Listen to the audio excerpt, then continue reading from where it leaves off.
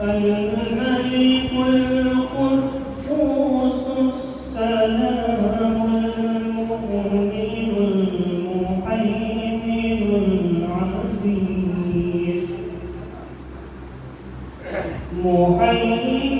العزيز الجبار المتكبر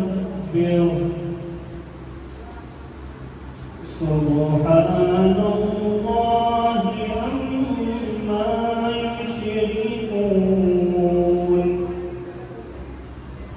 هو الله الخالق البارئ المصور له الأسماء الحسنى يسبح له ما في السماوات والأرض وهو العزيز الحكيم صدق الله العظيم.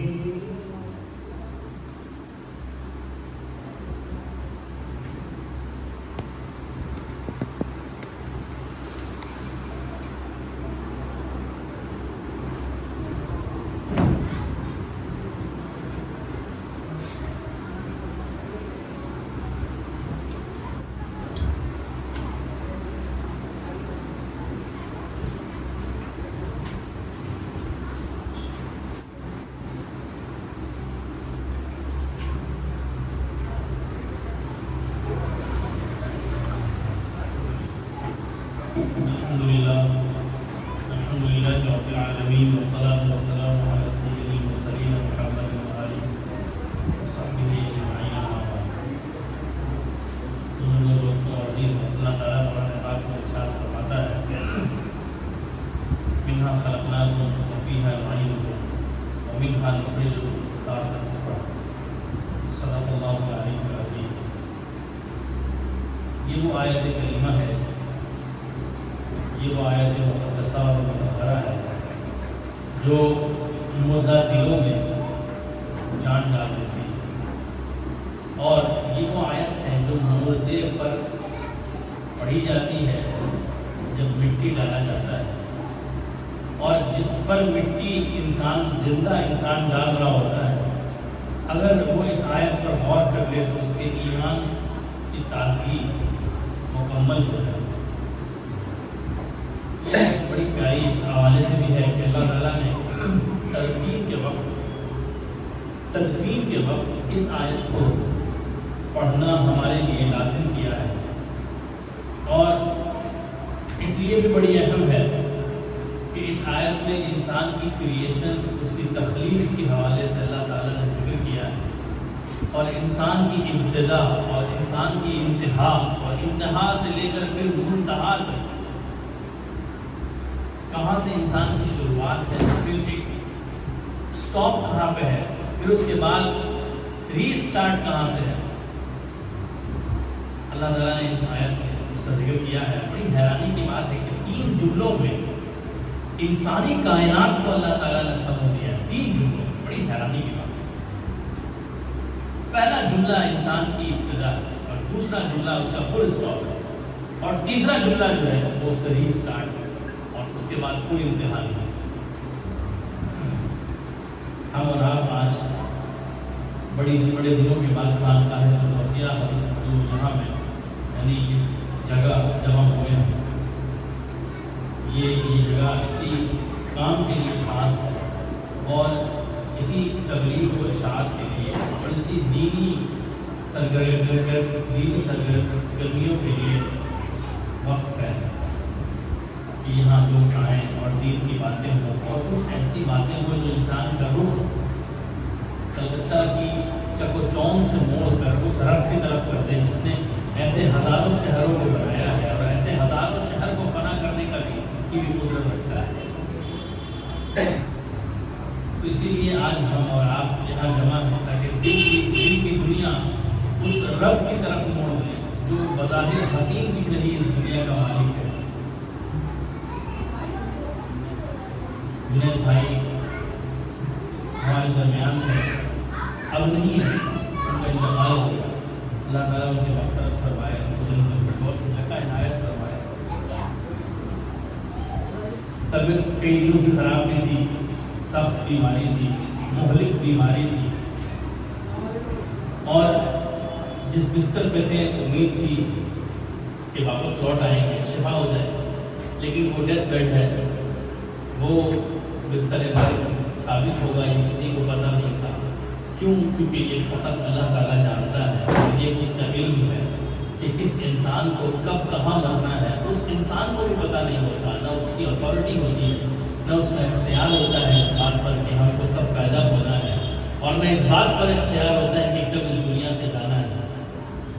ایگو کم کر دیجیے، ایگو۔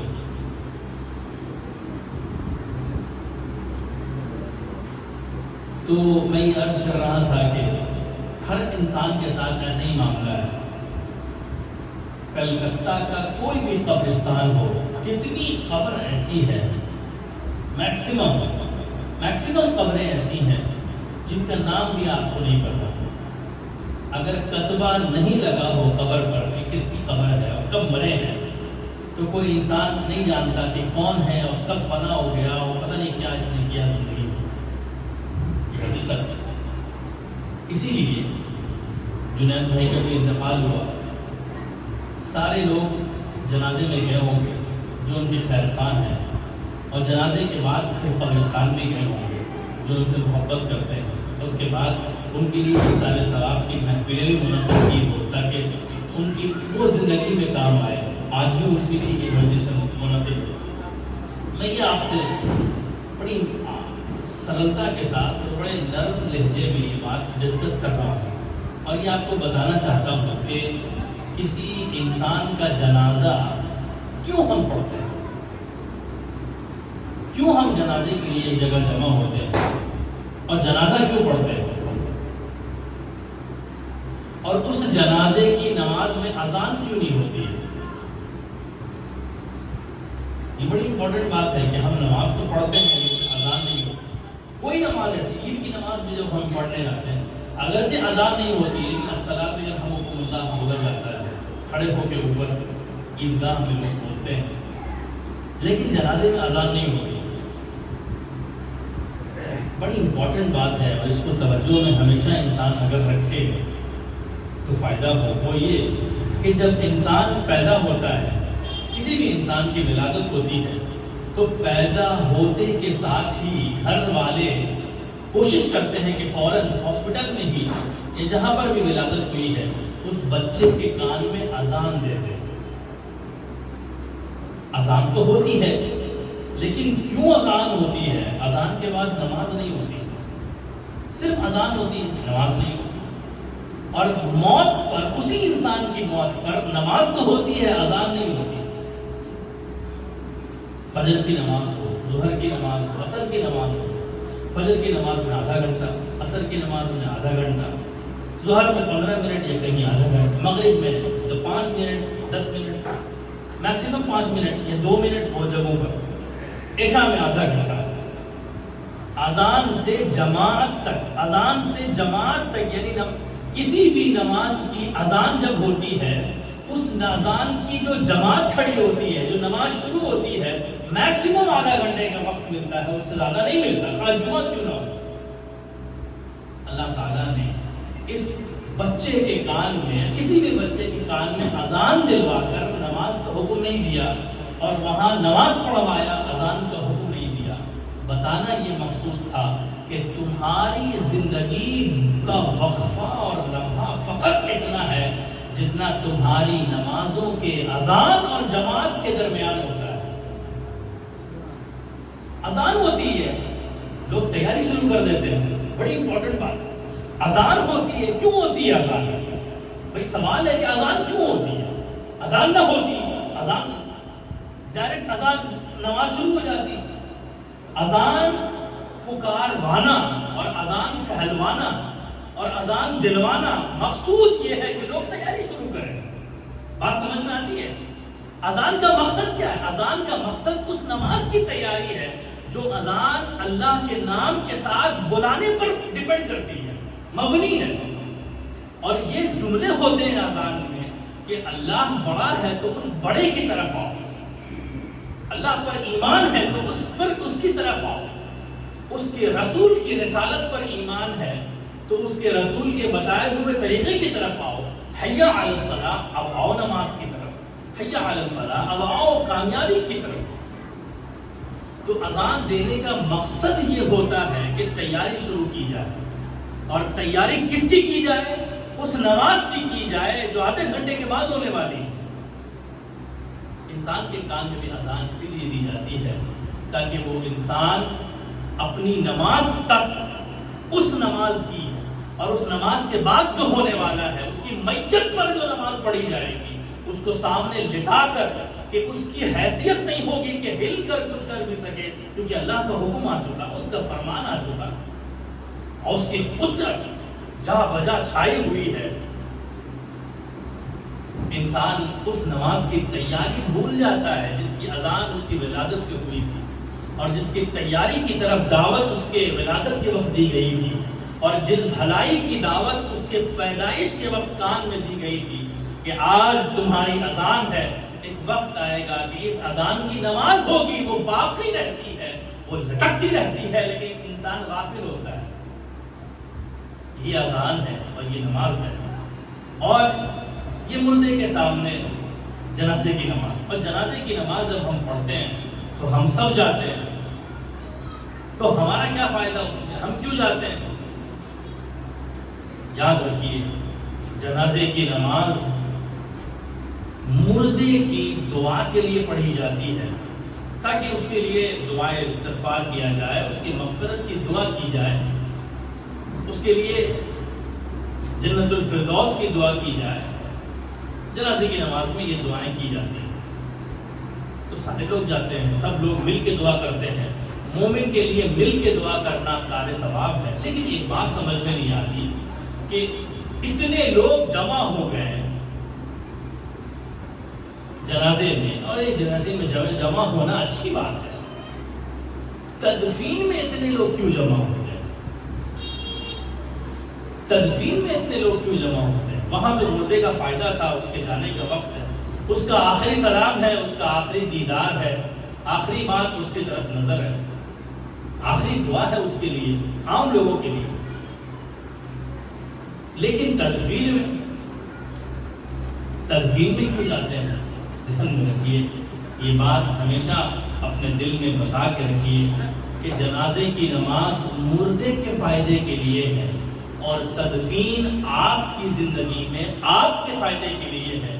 اور اللہ تعالیٰ آپ سب کو حکم دیتا ہے کہ اپنے بھائی کی تدفین میں جاؤ اور جا کے دیکھو کہ آج تم جس پر مٹی ڈال رہے ہو کل تمہارے اوپر بھی مٹی ڈالا جائے گا.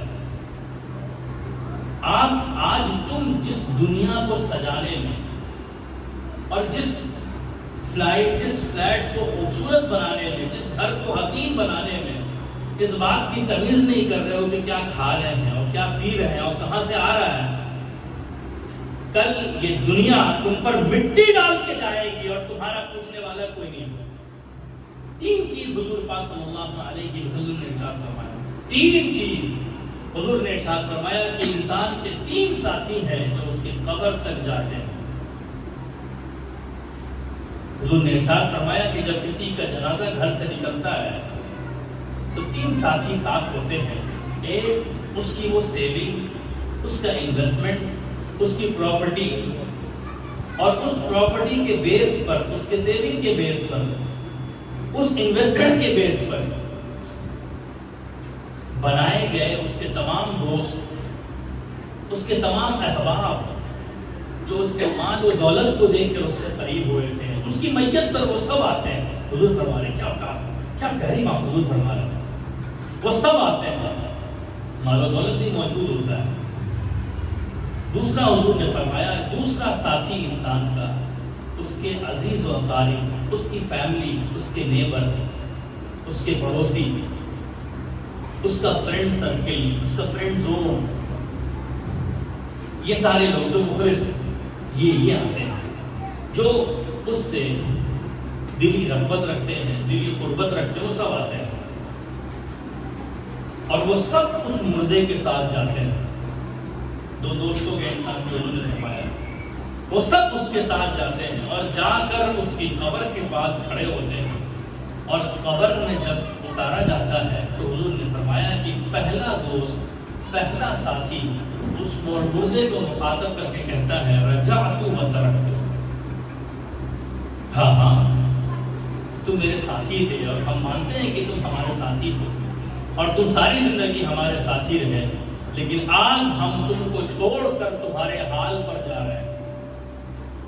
تم کو چھوڑ کر رجعت و ترکت، آج ہم جا رہے ہیں. کس حال میں جا رہے ہیں؟ تم کو تمہارے حال پہ چھوڑ کے جا رہے ہیں. کیا مان، کیا حضور نے تصویر کشی کی ہے، اب کیا حضور نے منظر کشی کی ہے، اور کیا حضور نے اس سین کو اپنے الفاظ میں لوگوں کے سامنے بیان کیا کہ جب کوئی انسان مرتا ہے تو اس کے دوست اس کو کہتے ہیں کہ تم ہمہ وقت ہمارے ساتھ تو تھے، لیکن آج تمہارے حال پہ تم کو چھوڑ کے جا رہے ہیں. حال کیا؟ تمہارے اعمال کے بیس پر تم کو چھوڑ کے جا رہے ہیں. تم جانو تمہارا عمل جانے. یہ اللہ کے رسول کے الفاظ ہیں. دوسرا دوست مخاطب ہوتا ہے، دوسرا دوست ساتھی سے مراد جو ہر وقت اس کے ساتھ ہے. دوسرا ساتھی اس کے عزیز و اقارب، بھائی، اس کے کزن، اس کے دوست، اس کے بیٹے، سب مخاطب ہوتے ہیں اور کہتے ہیں کہ آج ہم تم کو تمہارے حال سے چھوڑ کے جا رہے ہیں. اس مقام پر آ کے حضور پاک صلی اللہ علیہ وسلم نے ارشاد فرمایا کہ تیسرا ساتھی اس کی طرف مخاطب ہوتا ہے اور متوجہ ہو کے کہتا ہے اے دوست، تم نے اپنی زندگی میں مجھے بڑا ہلکا جانا، بہت ڈی ویلیو کیا، بہت کمترین جانا، مجھے اہمیت نہیں دی، مجھے جو میری امپورٹنس تھی اس کو نہیں سمجھا. آج جب سب تم کو چھوڑ کے جا رہے ہیں، آج ہم تمہارے ساتھ ہیں. حضور نے کیا فرمایا؟ حضور نے فرمایا کہ وہ تیسرا ساتھی اس کا عمل ہوتا ہے، اس کے کرتوت ہوتے ہیں، اس کا نامہ اعمال ہوتا ہے، اس کا کچا چٹھا ہوتا ہے، اس کی وہ ڈائری ہوتی ہے جو کرامن کاتبین لکھ رہے ہوتے ہیں. آج آپ یہاں پہ جمع ہیں، کتنے لوگ ہیں جو خدر پور سے آ رہے ہیں؟ کیوں آ رہے ہیں بھائی؟ کیوں آ رہے ہیں؟ کیا ان کے گھر میں کھانا نہیں بنتا؟ کیا ان کے گھر میں رہنے کی جگہ نہیں ہے؟ کیا آرام کرنے کی جگہ نہیں ہے؟ یہاں کیوں آ رہے ہیں؟ خدر پور، وہاں سے چل کر بنیا پوکھر بازار، اتنی دور کا سفر، وہ بھی پوجا کے وقت، اس ماحول میں جب کلکتہ میں رش ہے، ہر روڈ بہت ساری بلاک ہے، اتنی دور سے کوئی چل کے آ رہا ہے اور کوئی بغل میں بیٹھ کر اپنے گھر میں سو رہا ہے. یہ دونوں برابر ہو سکتے ہیں؟ دور سفر کر کے حضور پاک صلی اللہ علیہ وسلم کی حدیث کتنی پیاری ہے. بعض صحابی حضور کے پاس آئے کہ حضور ہم دور سے چل کے مسجد نبوی آتے ہیں، مدینے کے باہر وہ لوگ رہتے تھے، پاؤں دکھ جاتا ہے، ہر نماز میں آنا مشکل ہوتا ہے، چل کے آتے ہیں. حضور چند گھوڑے سواریاں اگر مل جاتی ہیں حضور ہمارے لیے بڑا اچھا ہوتا ہے. حضور نے ارشاد فرمایا، حضور چاہتے تو دے دیتے، لیکن حضور نے فرمایا کہ تم جتنا قدم چل کے آؤ گے، بغل والے سے بڑھ کے تمہیں اجر ملے گا. اسی لیے ہم جو یہاں سے اٹھ کر مدینہ طیبہ جاتے ہیں اور حاضر ہوتے ہیں، وہ اجر کچھ اور ہے. ہم جو یہاں سے چل کر حرمین شریفین جاتے ہیں، اس کی مقبولیت کچھ اور ہے. ہم جو یہاں سے چل کے بغداد شریف جاتے ہیں، اس کی مقبولیت کچھ اور ہے، کیونکہ اس میں ایفرٹ لگا ہے، اس میں محنت ہے، اس میں مشقت ہے، اس میں خرچ ہے، اس میں ٹائم زیادہ لگ رہا ہے. تو یاد رکھیے حضور نے جو ارشاد فرمایا تیسری بات کہ تیسرا ساتھی جو اس کا کہتا ہے وہ یہی کہتا ہے کہ تم نے سب سے حقیر جانا، آج ہم تمہارے ساتھ جائیں گے. اور تیسرا ساتھی اس کا عمل کہتا ہے کہ آج قبر میں جب تم کو سب چھوڑ کے جا رہے ہیں، میں تمہارے ساتھ جا رہا ہوں، اور اے مردے یہ یاد رکھنا کہ تم جب اس قبر سے اٹھائے جاؤ گے اس وقت بھی تمہارے ساتھ میں ہوں گا. تو خانقاہوں میں یہی تو تعلیم ہے، یہی تو تربیت ہے، یہی تو سکھایا جاتا ہے، یہی تو بتایا جاتا ہے۔ خانقاہ کا بنیادی مقصد ہی یہی ہے۔ حضرت سیدنا شیخ عبد القادر جیلانی پینان پیر ہے، غوث العظم ہے، اور کیا تعلیم! آپ نے 10 کرامت سنا دی، اور کلکتے کے شہر میں ہر گلی میں 11ویں کا جلسہ ہوتا رہا، اور ہر جلسے میں صرف کرامت، حضرت نے یہ کیا اور حضرت نے یہ کیا، وہ ساری باتیں سراخوں پہ، لیکن آپ نے حضرت کی اگر وہ بات نہیں بتائی جو حضرت کی اس جذبے کو ٹورڈز اللہ تبارک و تعالیٰ، جو اللہ تعالیٰ کے لیے ان کا جذبہ دل میں موجود تھا، لوگوں کو پتہ ہی نہیں چلا، ان کی خدمات کیا ہے وہ پتہ نہیں چلی، ان کی تعلیمات کیا ہے وہ پتہ نہیں چلی، مین امپورٹنٹ میسج کیا ہے سلسلہ قادریہ کا آپ نے نہیں بتایا، تو آپ نے 11ویں کیا بنایا؟ حضور غوث پاک سے غلامی کا اصل جو مقصد ہے اور غلامی کا جو آپ کو ریٹرن دینا ہے، وہ یہ ہے کہ آپ ان کے اس ٹارگٹ کو، ان کے اس مشن کو عام کیجئے جو حضرت نے پھیلایا۔ ایک بات بڑی سندر، بڑی حسین، بڑی جاذب لگتی ہے حضرت کے حوالے سے۔ آپ نے بہت ساری 11ویں میں تقریر سنی ہوگی، ممکن ہے یہ بات نہ سنی ہو، کیا پیاری بات حضرت نے فرمائی ہے۔ میری تمیز ذہن میں رکھیے گا کہ حضور نے کیا فرمایا، اور پھر میں نے کہا کہ خانقاہ کا مقصد ہی یہ ہوتا ہے کہ احساس بیدار کیا جائے، اور جو سب خانقاہوں کے امیر ہیں، جو پیران پیر ہیں، جو پیروں کے پیر ہیں، ان کا جملہ سنیے۔ حضرت کے پاس ایک شخص آتا ہے کہ حضور یہ مٹھائیاں ہیں، یہ چند پھول ہیں جو حضرت کی خدمت میں پیش ہیں، تحفہ شیخ کی بارگاہ میں لے کے جاتے ہیں، اور آپ کو معلوم ہے کہ صحابہ کرام بھی حضور کی بارگاہ میں تحفہ تحائف لے کے آیا کرتے تھے، اور حضور نے فرمایا کہ ہدیہ کو، گفٹ کو قبول کرنا یہ انبیاء کی سنت ہے۔ اب حضور کا طریقہ تھا کہ وہ بانٹ دیتے تھے۔ بڑی امپورٹنٹ بات یہ کہہ رہا ہوں کہ حضرت کے پاس ایک شخص آیا اور انہوں نے آ کے تحفے دیے اور کہا کہ حضور عید کا چاند ہو چکا ہے، عید کے چاند کی خوشیاں حضرت کو مبارک ہو۔ دیکھیے کیا فرما رہے ہیں، ایک صحیح بات، ایک جائز بات، اور ایک عقل میں آنے والی ایک لاجیکل بات ہے کہ عید کی چاند کی مبارکباد دی جاتی ہے۔ حضرت کو کہا گیا کہ حضرت عید کا چاند ہوا، عید کے چاند کی خوشیاں آپ کو مبارک۔ پیران پیر ہیں، اور ایسے پیران پیر ہیں جو ہزاروں کا قبلہ یوز کرتے ہیں، کیا فرماتے ہیں، کیا سکھاتے ہیں، کیا پڑھایا، کیا پوری زندگی کی تعلیمات ہے، وہ اس واقعے میں نچوڑ موجود ہے۔ حضرت نے فرمایا کہ میرے بھائی، عید کی خوشیاں تم کو بہت بہت مبارک ہو۔ عبد القادر کے لیے، کیا بات ہے، عبد القادر کے لیے عید کی اور تمام خوشیوں کی خوشی کا دن تب ہوگا جب عبد القادر اپنے ایمان کی سلامتی کے ساتھ اپنی قبر میں اتر جائے۔ بات سمجھ میں آتی ہے؟ دیکھ پہ دیکھ بنوا رہے ہیں اور جلسے پہ جلسہ کرا رہے ہیں، اور حضرت کی ان تعلیمات کو جب تک نہیں بتایا، حضرت کے ان مواعظ حسنہ کو، ان گولڈن کوٹس کو جو حضرت نے کوٹ کیا ہے، جو حضرت کی باتیں، وہ امپورٹنٹ میسیجز، وہ حضرت کی تقریر، وہ اسپیچز، وہ پیغام حضرت کا جو آپ کی کتابوں میں محنت نہیں کیا، پڑھا نہیں، تو آپ نے حق ادا نہیں کیا امام حسین۔ کیا پیاری بات ہے، بلا شبہ میں یقین کے ساتھ یہ بات کہتا ہوں کہ یہ وہ جملہ ہے حضرت کا جو پوری دنیا تصوف کی جان ہے۔ طریقت اسی جملے میں چھپی ہوئی ہے، شریعت کا مقصد یہ ہے، حضور کے آنے کا مقصد ہی یہی ہے، اور دین اسلام کے اس دنیا میں ظہور پذیر ہونے کا مقصد یہ ہے کہ انسان اپنی خوشی تب تک نہ بنائے جب تک وہ اپنے ایمان کے حوالے سے مطمئن نہ ہو جائے۔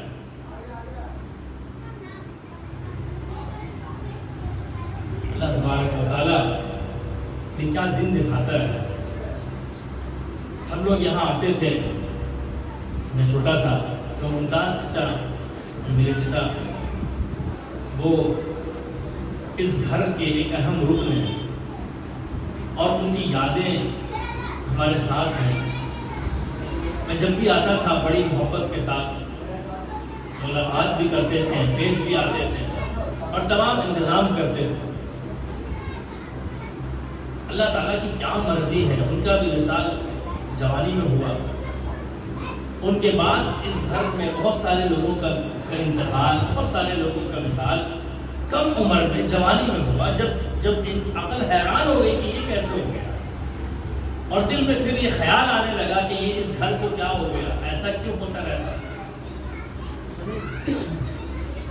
ہمیشہ یہ بات ذہن نشین رہنی چاہیے کہ حضور پاک صلی اللہ علیہ وسلم کے گھرانے کو کیا ہو گیا. آپ تو پوری فیملی موجود ہے, کربلا میں پورا خاندان, پورا گھرانہ, اور کس کا گھرانہ, تاجدار کائنات سرور عالم امام ربانی سید العالم, ان کا گھرانہ, پورا کا پورا گھرانہ, ایک ایک فرد, ایک ایک مرد, سوائے امام زین العابدین کے نیچرل ڈیتھ نہیں ہوئی, طبعی موت نہیں ہوئی, قتل کر دیے گئے, شہید کر دیے گئے. پورے گھرانے کو کیا ہو گیا, کسی کی نظر لگ گئی, کچھ ہو گیا تھا, کچھ نہیں. اللہ تعالیٰ کی یہ مرضی ہوتی ہے. حضور پاک صلی اللہ علیہ وسلم نے کتنی پیاری بات ارشاد فرمائی. حضور نے فرمایا کہ اللہ جس سے سب سے زیادہ محبت کرتا ہے, اللہ اس کو سب سے زیادہ تکلیف دیتا ہے. یہ اللہ کے رسول فرما رہے ہیں. کیا فرما رہے ہیں؟ جس سے سب سے زیادہ اللہ محبت کرتا ہے اس کو تکلیف دیتا ہے. کیوں تکلیف دیتا ہے؟ حضور نے ارشاد فرمایا, حضور ارشاد فرماتے ہیں کہ اس دنیا میں میرے سے زیادہ کسی کو تکلیف نہیں دی گئی. آپ کو معلوم ہے, آپ تو سمجھے ہی نہیں, آپ نے دین کو نہیں سمجھا. دین کو سمجھیے, دین سے پہلے اس دین کے بانی کو سمجھیے. آپ زندگی بھر تبلیغ کرتے رہے, آپ نے حضور کی زندگی نہیں بتائی, تو آپ کی تبلیغ و دعوت ادھوری ہے. جاننا چاہیے. حضور پاک صلی اللہ علیہ وسلم نے ارشاد فرمایا, اس دنیا میں سب سے زیادہ مجھے تکلیف دی گئی, مجھ پر ایسا وقت آیا. اور حضرت بلال نے اس روایت کو نقل کیا, انہوں نے یہ حدیث روایت کی. حضرت بلال کہتے ہیں کہ ہم پر ایسا وقت آیا کہ میں اور میرے حبیب حضور پاک صلی اللہ علیہ وسلم کے پاس 2 مہینے تک کھانے کے لیے روٹی کا ایک نوالا بھی نصیب نہیں ہوا. روٹیوں پہ روٹیاں پھینکی جا رہی ہیں, کھانے پہ کھانا پھینکا جا رہا ہے. حضرت ابو ہریرہ رضی اللہ تعالیٰ عنہ کے پاس پانی کا ٹھنڈا پانی کا پیالہ آیا, اور حضرت ابو ہریرہ نے جب اس کو ہاتھوں میں لیا اس قدر روئے کہ آدھا گلاس پانی تھا تو وہ بھر کر پورا گلاس ان کے آنسوؤں کے ساتھ مل کے ہو گیا.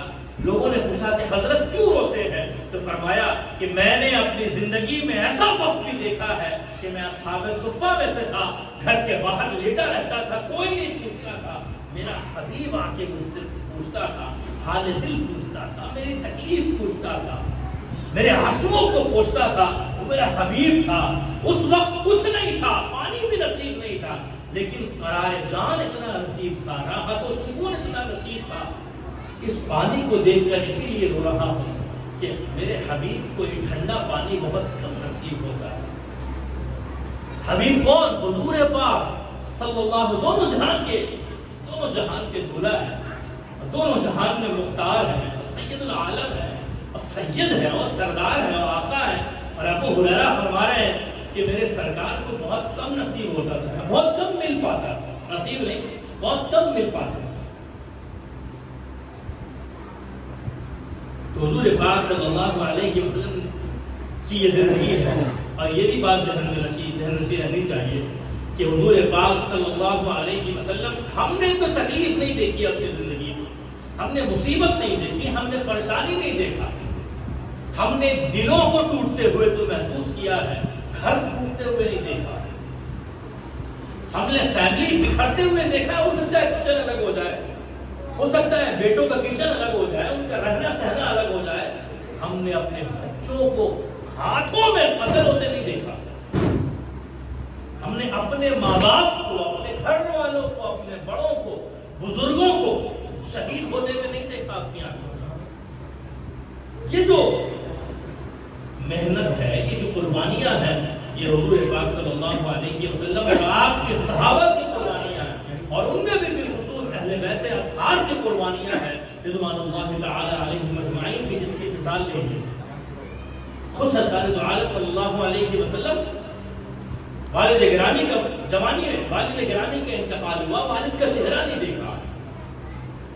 والدہ مطہرہ سیدہ آمنہ سلام اللہ علیہ، ان کا وصال ہو گیا شیر خارگی کی عمر میں. چچا کا انتقال ہو گیا، اہلیہ کا انتقال ہو گیا. عام الحزن حضور نے بنایا، کوئی آدمی نہیں. اس کے بعد ہم تو دیکھتے ہیں کہ ماں باپ کا انتقال ہوتا ہے، انسان سنبھل جاتا ہے. اپنے دونوں بچوں کو حضور صلی اللہ علیہ وسلم نے اپنے ہاتھوں سے دفن کیا.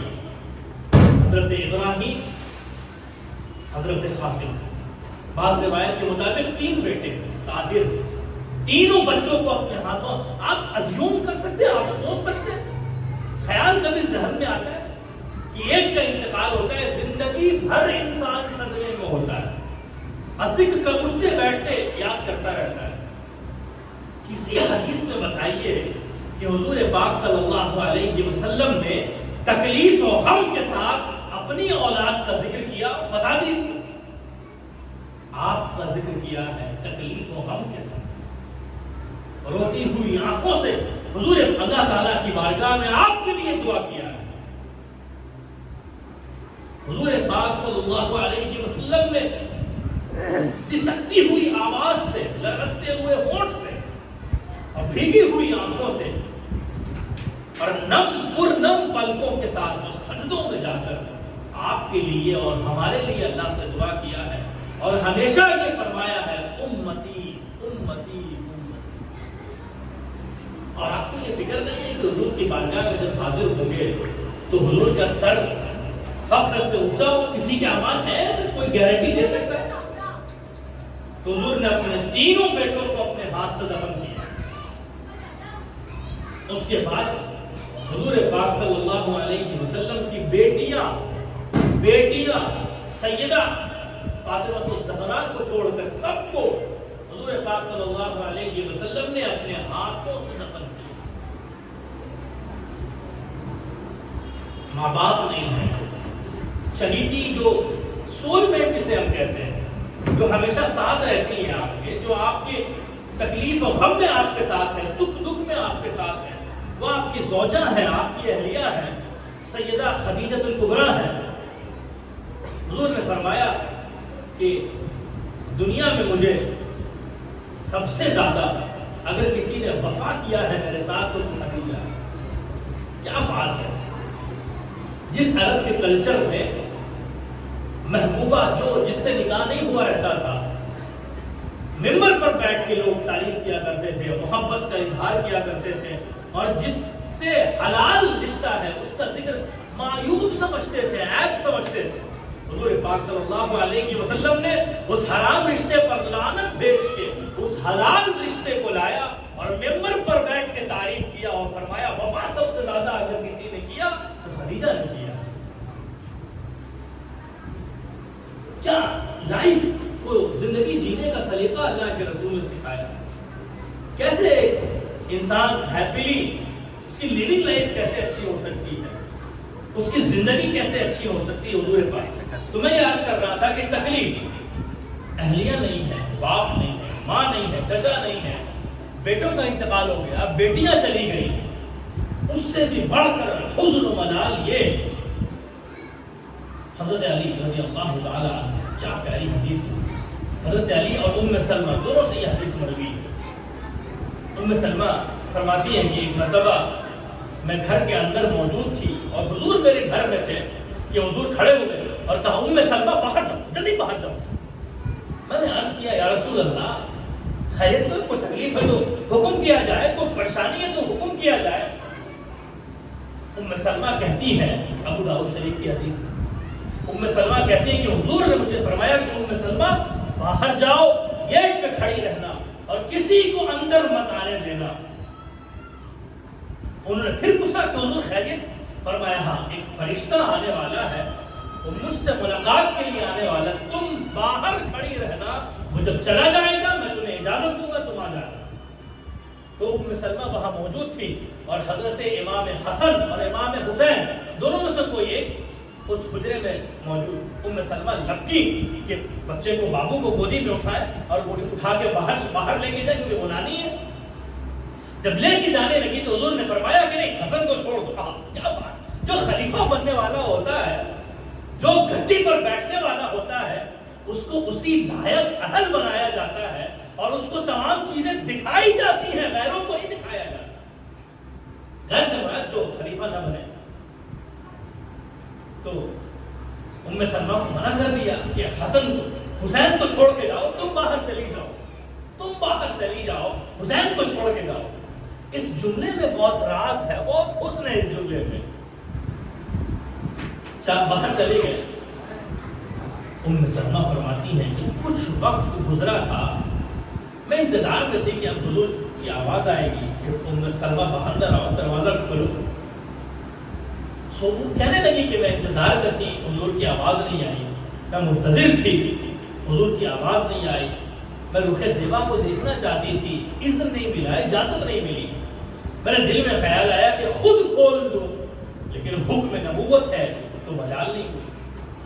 میرا دل چاہا کہ خود جا کے پوچھ لو، حضور سب ٹھیک ہے، لیکن چونکہ حکم رسول ہے تو بے ادبی ہے جانا۔ فرماتی ہے کہ میں اسی انتظار میں تھی اور سوچ رہی تھی کہ میرے کانوں نے سنا، ام سلمہ کہتی میرے کانوں نے سنا کہ کسی کے رونے کی آواز آ رہی ہے۔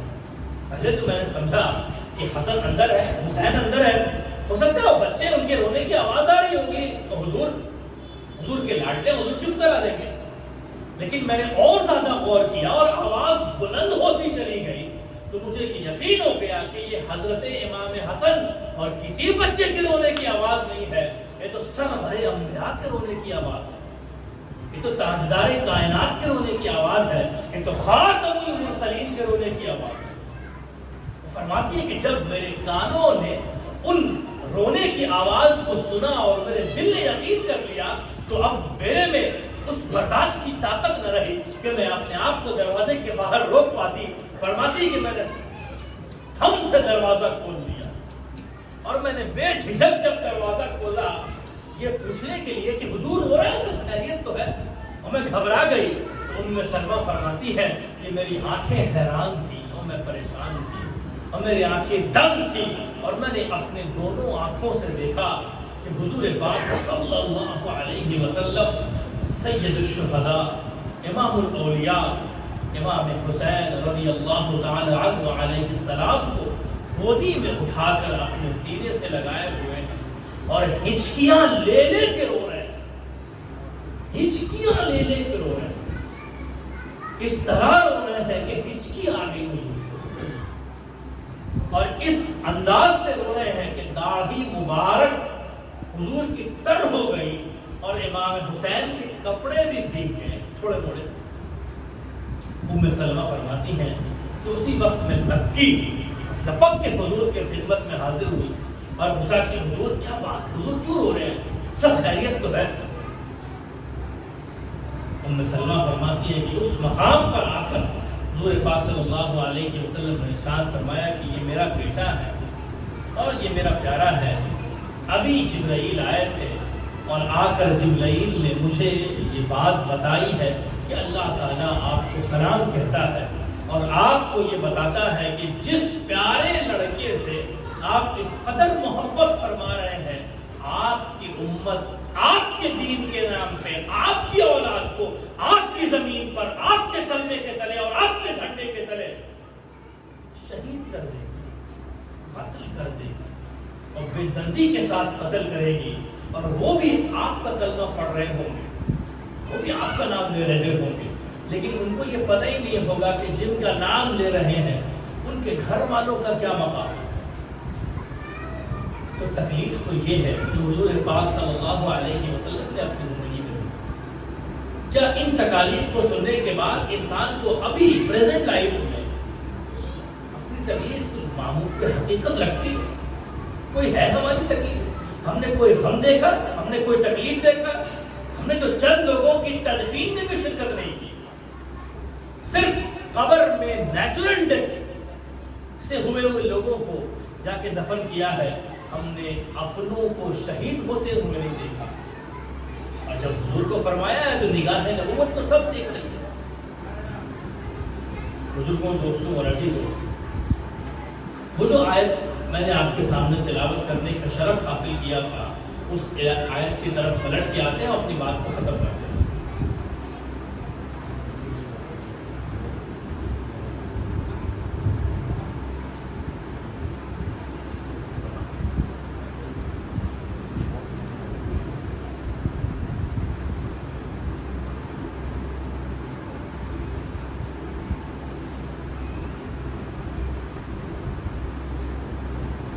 تو اللہ تعالیٰ نے سورہ طٰہٰ میں یہ آیت ارشاد فرمائی، یہ آیت نازل کی، منہا خلقناکم وفیہا نعیدکم ومنہا نخرجکم تارۃ اخری۔ اور آپ کو معلوم ہے، جن میں سے نہیں معلوم ہے وہ جان لے کہ جب کسی انسان کی تدفین میں ہم جاتے ہیں، مٹی اور منزل میں جاتے ہیں، تو اس کے جسد پر، اس کے جسم پر جب مٹی ڈالی جاتی ہے تو یہ 3 جملے پڑھے جاتے ہیں۔ پہلی بار مٹی جب ڈالی جاتی ہے تو پڑھا جاتا ہے منہا خلقناکم، دوسری بار مٹی ڈالی جاتی ہے تو پڑھا جاتا ہے وفیہا نخرجکم، اور تیسری بار جب مٹی ڈالی جاتی ہے تو پڑھا جاتا ہے منہا نخرجکم تارۃ اخری، منہا خلقناکم وفیہا نعیدکم ومنہا نخرجکم تارۃ اخری۔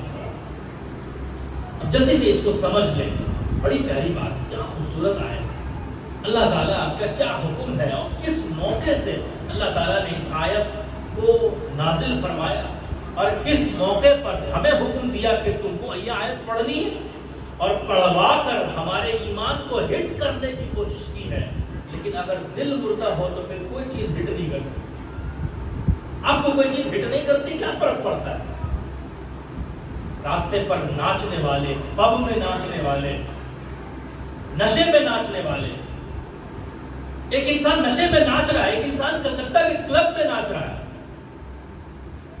مہنگی مہنگی شراب پی رہا ہے، اور ایک انسان ہے جو مسجد میں جا کر مصلی پر اللہ کے حکم کے مطابق اپنا سر اس کی بارگاہ میں رگڑ رہا ہے، اور ایک انسان ہے جو ہاتھ اٹھا کر اس کے ہاتھ کی دونوں ہتھیلی اس کے آنسوؤں کے قطرے سے بھیگ رہی ہے، اور اس انسان کا پورا جسم شراب سے بھیگا ہوا ہے۔ کیا یہ دونوں برابر ہو سکتے ہیں؟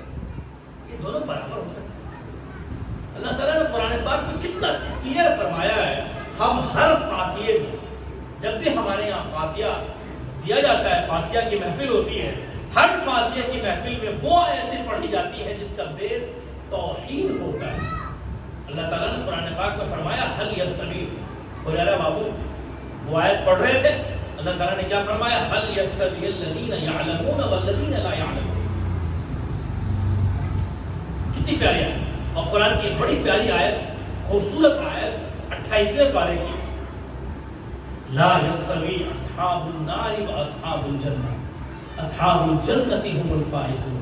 اللہ تعالیٰ نے قرآن پاک میں ارشاد فرمایا کہ جنت والے اور جہنم والے یہ کبھی برابر نہیں ہو سکتے۔ نشے میں ناچنے والے اور تقوی اور للہیت کے ساتھ اللہ کی بارگاہ میں رونے والے یہ کبھی برابر نہیں ہو سکتے۔